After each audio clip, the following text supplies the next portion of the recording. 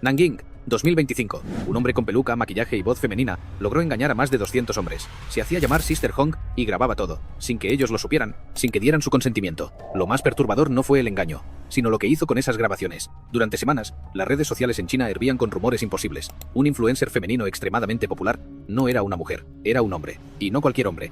Uno que llevaba años disfrazándose, seduciendo y filmando en secreto encuentros sexuales con desconocidos. El escándalo se esparció como pólvora, pero las preguntas fueron aún más virales. ¿Quién era realmente Sister Hong? ¿Cómo logró ocultar su identidad por tanto tiempo? ¿Y qué otras cosas había detrás de sus actos? Esta es la historia de uno de los casos más inquietantes del Internet chino. El escándalo que desdibujó los límites entre identidad, deseo, consentimiento y crimen. La alarma se activó en Weibo a principios de julio de 2025. Una cuenta anónima compartió un mensaje críptico. Hong no es quien dice ser. En cuestión de horas, el nombre Sister Hong se volvió tendencia. Algunos decían que se trataba de un deepfake, otros que era un experimento social. Pero cuando la policía de Nanjing emitió un comunicado oficial, el asombro se convirtió en horror. Habían arrestado a un hombre de 38 años, de apellido Jiao. Tenía cientos de videos sexuales grabados sin permiso. Las víctimas, hombres heterosexuales, jóvenes, en su mayoría contactados por apps de citas, había usado múltiples identidades digitales, y todas tenían algo en común: una mujer madura, amable, con aire de madre protectora, que ofrecía comprensión y afecto. El arresto ocurrió en la madrugada del 8 de julio. Los vecinos del distrito de Jiangsu reportaron una extraña actividad policial, carros blindados, agentes con equipos especializados, y una escena que nadie esperaba: un hombre siendo escoltado con una peluca rubia desalineada, restos de maquillaje corrido y un vestido tradicional manchado. Los investigadores habían estado siguiendo las pistas durante meses. Todo comenzó con una denuncia anónima de un joven estudiante de 22 años que se identificó solo como Chen. En su testimonio, describió un encuentro perturbador. Había conocido a una mujer llamada Hong a través de Momo. Ella le pidió que trajera frutas frescas para una cena especial. Durante el encuentro íntimo, notó algo extraño: la textura de la piel, la forma del cuerpo, pequeños detalles que no encajaban, pero lo que realmente lo alarmó fue encontrar, días después, fragmentos de video de su encuentro circulando en grupos privados de Telegram. Durante años, Sister Hong fue vista como una influencer excéntrica. Aparecía en transmisiones en vivo, cocinando, hablando de relaciones, dando consejos. Su estética era peculiar: maquillaje blanco intenso, labios rojos, peluca oscura, vestido tradicional largo. Nadie sospechó que bajo esa fachada se escondía una cámara y un plan mucho más turbio. El personaje de Sister Hong había sido meticulosamente construido durante casi 4 años. Jiao había estudiado comportamientos femeninos, patrones de voz, gestos y maneras de caminar. Jiao había invertido miles de yuanes en pelucas profesionales, maquillaje de alta gama y ropa femenina. Su apartamento era descrito por los investigadores como un estudio de transformación: espejos con luces profesionales, una colección de más de 30 vestidos diferentes, zapatos de diversos estilos y tallas, y una biblioteca completa de productos cosméticos. Pero la transformación no era solo física. Jiao había creado una historia completa para Sister Hong. Era una mujer divorciada de 35 años. Trabajaba como nutricionista freelance. Había vivido 3 años en Japón y tenía una personalidad maternal, pero ligeramente vulnerable. Esta narrativa la hacía irresistible para muchos hombres que buscaban no solo sexo, sino también comprensión emocional. La policía encontró pruebas de al menos 237 víctimas. Algunos eran estudiantes, otros trabajadores de oficina. También había extranjeros. Ninguno sabía que estaba siendo engañado, o eso decían, pero aún así, ninguno imaginó que sus imágenes circularían después en grupos privados a cambio de dinero. Los investigadores descubrieron una red digital oculta. A través de aplicaciones como WeChat, QQ y Momo, Sister Hong contactaba a sus víctimas. Les pedía regalos pequeños, frutas, leche, aceite, como condición para verlas. No pedía dinero, no pedía favores, solo cosas cotidianas. Un detalle que, para muchos, hizo que bajaran la guardia. El patrón de selección de víctimas era sorprendentemente específico. Jiao tenía preferencia por hombres entre 20 y 35 años, preferiblemente solteros o en relaciones complicadas. Una vez en su apartamento, en el distrito de Jiangsu, Jiao tenía todo preparado: cámaras escondidas, iluminación tenue, música de fondo, ambiente controlado. Y entonces, ocurría el acto, siempre con la misma premisa. La persona pensaba estar con una mujer, pero la verdad era mucho más siniestra. El apartamento de Jiao era descrito por los investigadores como un estudio cinematográfico diseñado para el engaño. Tenía cámaras ocultas en al menos 7 ubicaciones diferentes, detrás de espejos, dentro de dispositivos electrónicos, incluso integradas en cuadros decorativos. La calidad de grabación era profesional, con múltiples ángulos y audio nítido. Durante los encuentros, Jiao mantenía la iluminación específicamente diseñada para ocultar características masculinas, mientras resaltaba los aspectos femeninos de su transformación. Usaba técnicas de contorno extremas, prótesis sutiles, incluso modificadores de voz casi imperceptibles, para mantener la ilusión incluso durante la intimidad. Tras la difusión del caso, los medios afirmaron que había infectados por VIH entre los afectados, aunque las autoridades no confirmaron una relación directa con Jiao. Lo que sí quedó clara fue la magnitud del daño. La investigación reveló que Jiao no actuaba solo por satisfacción personal o psicológica. Había montado un lucrativo negocio de venta de contenido sexual no consensual.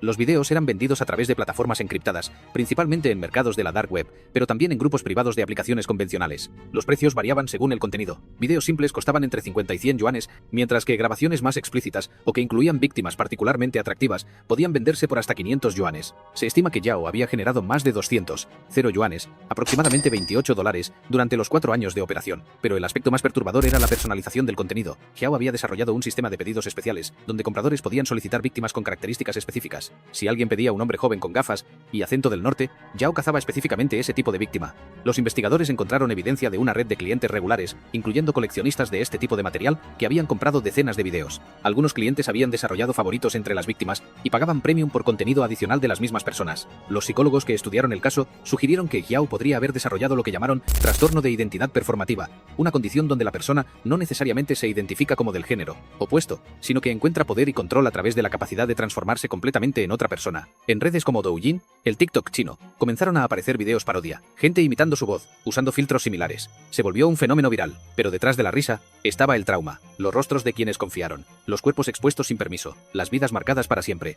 La viralidad del caso Sister Hong creó un fenómeno cultural complejo. Por un lado, se convirtió en material para memes y parodias. Usuarios de redes sociales crearon filtros que imitaban el maquillaje característico de Sister Hong. Hashtags como Sister Hong Challenge se volvieron tendencia, e incluso algunos comediantes incorporaron referencias al caso en sus rutinas. Sin embargo, esta frivolización del caso generó una fuerte reacción de activistas de derechos humanos y organizaciones de víctimas de abuso sexual. Argumentaban que convertir el caso en entretenimiento trivializaba el trauma real de las 237 víctimas y perpetuaba una cultura de normalización del abuso sexual. El gobierno chino respondió implementando restricciones de contenido más estrictas. Plataformas como Douyin y Weibo comenzaron a eliminar automáticamente contenido relacionado con Sister Hong, y varias cuentas que habían creado parodias fueron permanentemente suspendidas. Pero el impacto cultural era innegable. El caso había tocado nervios profundos en la sociedad china sobre temas de confianza, identidad sexual y la vulnerabilidad en la era digital. Encuestas informales en redes sociales mostraron que más del 60% de usuarios masculinos admitían sentir nueva paranoia sobre encuentros románticos online. Y entonces surgieron las teorías. Algunos psicólogos afirmaron que Yao sufría un trastorno de identidad disociativa, otros que era un narcisista manipulador. Pero la teoría más inquietante fue la de un exagente de seguridad cibernética. ¿Y si Sister Hong no actuaba solo? ¿Y si había una red detrás, facilitando la venta de esos videos? ¿Y si esto era solo la punta del iceberg? La teoría de la red criminal ganó fuerza cuando investigadores independientes descubrieron patrones similares en otras ciudades chinas. Casos reportados en Shanghái, Guangzhou y Chengdu mostraban modus operandi sospechosamente similares: hombres transformistas que seducían víctimas masculinas para grabar contenido sexual no consensual. Wang Lei, un ex analista de ciberseguridad que había trabajado para el gobierno chino, publicó un blog post detallado sugiriendo que el caso Sister Hong era parte de una operación más amplia. Según su teoría, había una red organizada que entrenaba, financiaba y coordinaba a múltiples operadores como Yao a través de diferentes ciudades. La sofisticación técnica, la calidad del equipo, las técnicas de transformación e incluso la estrategia de marketing del contenido sugieren un nivel de organización que va más allá de un individuo actuando solo, escribió Wang.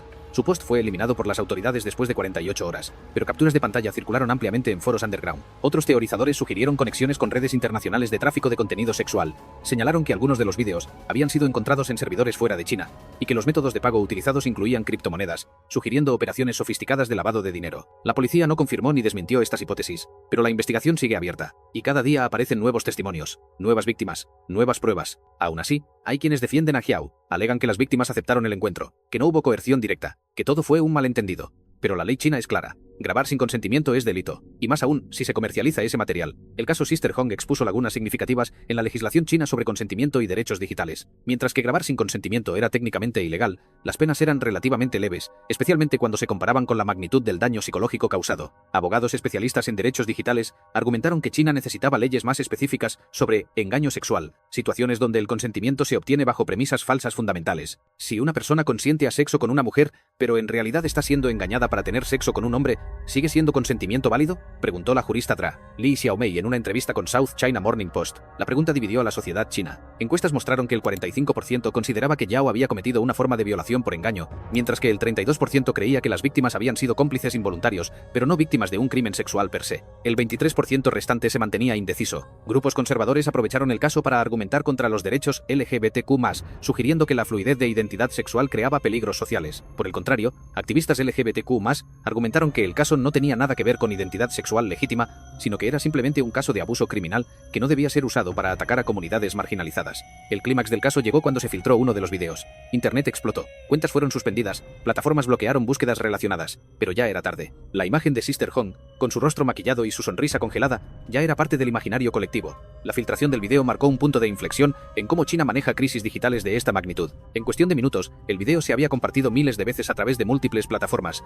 Los algoritmos de detección de contenido inapropiado de las redes sociales chinas, normalmente eficaces, fueron sobrepasados por la velocidad viral del contenido. La respuesta gubernamental fue swift pero controversial. Se implementó un kill switch digital que bloqueó temporalmente búsquedas relacionadas con términos como Sister Hong, Yao y docenas de variaciones. VPNs experimentaron un aumento del 300% en usuarios chinos tratando de acceder a contenido bloqueado. El incidente expuso las limitaciones del control de información en la era digital. Aunque China había perfeccionado sistemas de censura, la naturaleza instantánea y descentralizada de los medios sociales modernos hacía casi imposible contener completamente contenido viral explosivo. Más preocupante para las autoridades fue el hecho de que el vídeo filtrado había sido editado para proteger la identidad de la víctima, sugiriendo que quien lo filtró tenía tanto acceso a material original como conocimientos técnicos sofisticados. Esto alimentó teorías de que había cómplices internos, posiblemente dentro de la propia investigación policial. ¿Qué lleva a una persona a construir una vida entera basada en el engaño? ¿Hasta dónde puede llegar la manipulación en la era digital? ¿Y cómo se recupera una sociedad de una traición de esta magnitud? Nadie tiene todas las respuestas. Pero una cosa es segura. En la era de las máscaras digitales, la verdad puede ser el mayor de los enigmas.